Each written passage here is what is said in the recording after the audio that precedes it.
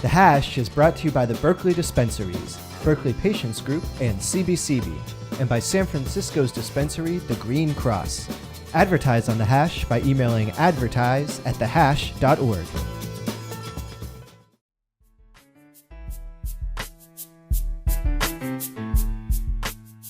Welcome back to The Hash. I'm Max Savage Levenson. On shows like Portlandia and in cities across the country, we're seeing the rise of boutique everything, from spoons to bacon jams to pillowcases. In Washington State, where recreational marijuana became legal in 2014, thanks to Initiative 502, it made sense that a high-end pot scene would soon appear. That's where Paper and Leaf comes in.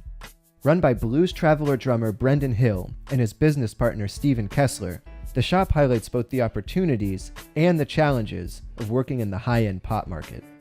Last week, I took the ferry from downtown Seattle out to beautiful Bainbridge Island to talk to Hill and Kessler about the thrills, the bills, and the skills needed to make it work.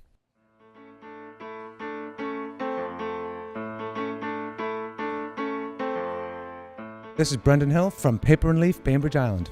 Hey, this is Stephen Kessler from Paper and Leaf on Bainbridge Island. What we wanted to achieve when people come in is they feel like they're entering into a shop where it doesn't feel wrong to be in here. When you have a customer walking around the store with one of our employees, they can describe the effects of the plant while pointing to it, shining a flashlight at it, showing exactly all the labeling and the THC levels, the terpene levels, CBD levels. It's like being in a boutique wine shop. Walking into Paper and Leaf, I like to think of it as a nice warm experience. As you come through the door, we have a 17-foot long natural elm slab table. We have a beautiful wood sign above that table. My dog, you will always see my dog, and sometimes hear him as well. As you walk around the shop, we have lots of reclaimed wood. We also wanted it to feel a bit like a gallery. So we hang different things on the wall. Right now we have a lot of LP covers up as an exhibit, but we've had photography exhibits here. As you move around the shop, we have all of our growers in individual boxes. And in those boxes are all the different growers' strains. It's lit beautifully inside these LED boxes. It was an old warehouse space that we converted, so it's got a bit of an industrial feel with lots of natural warm wood.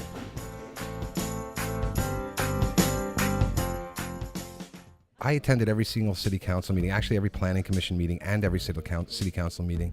Brendan and I listened very, very closely to exactly what the city wanted out of a shop. We felt we were a great match. We presented ourselves as in such a way in the very beginning. I think that we've carried through and come through in a big way.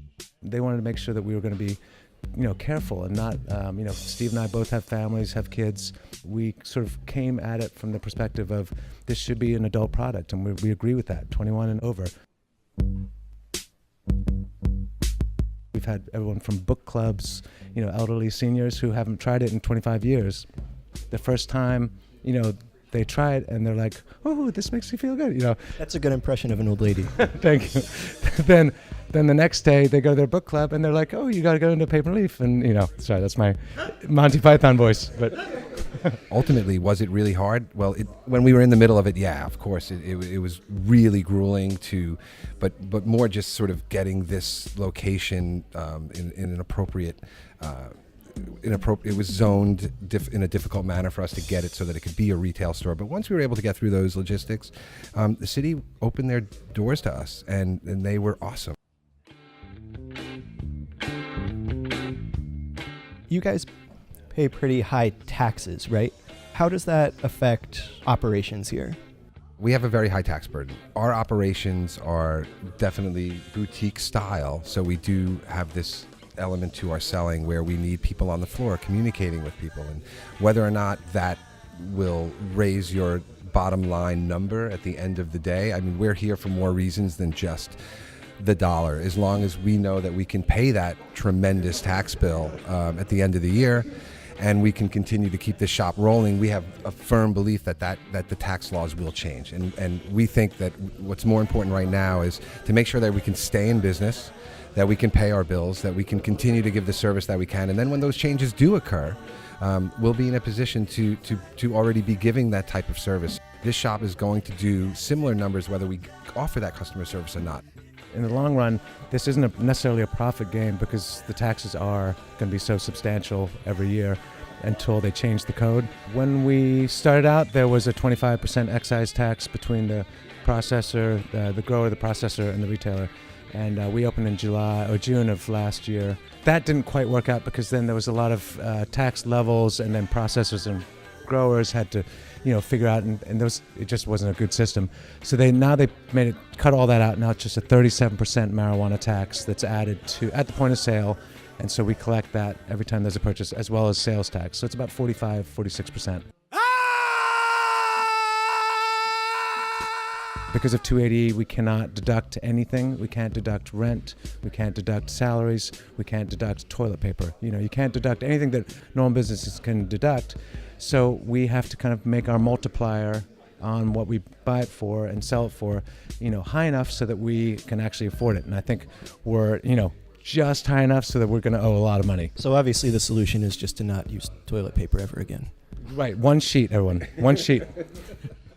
With recreational marijuana becoming legal in Washington, the prices are falling, right?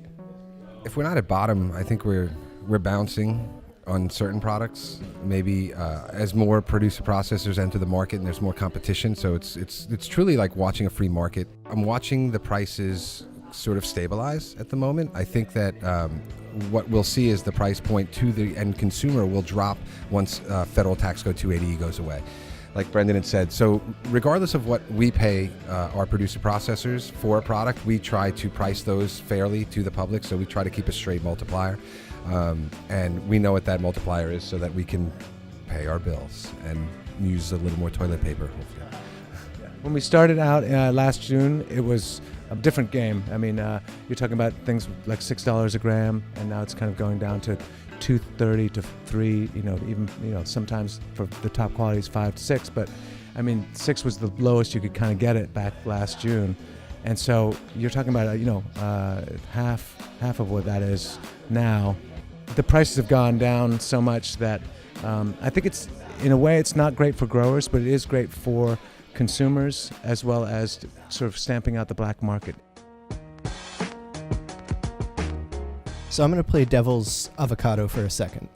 You mentioned this boutique vibe. What do you say in response to someone who might theoretically walk in here and say, this looks too fancy?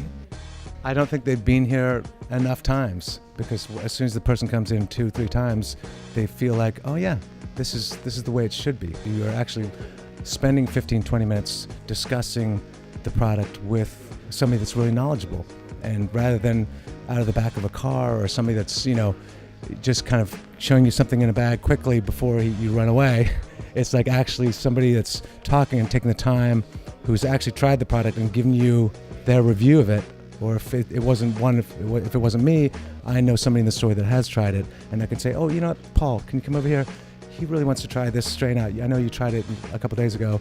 Can you give him some tips? That kind of pairing, and as well as just knowledge, I don't think you're going to get from another place. And so that's why we think we're unique in a lot of ways.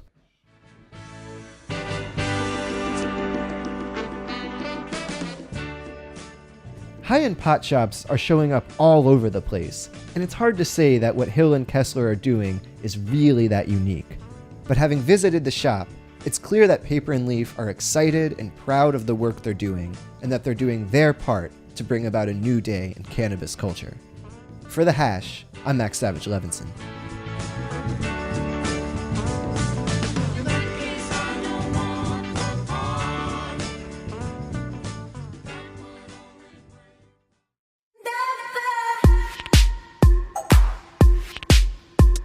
The Hash's 2016 sponsors include one of San Francisco's longest-running licensed medical cannabis dispensaries, the Green Cross, established in 2004. Located at 4218 Mission Street and also available by delivery, the Green Cross offers a wide selection of consistently affordable, high-quality lab-tested flowers grown by local farmers so that you can choose what strains are best for you. The Green Cross also offers the best brands for edibles, among them Incredimeds, an extensive line of 80 different items, including gluten-free, vegan, and sugar-free options.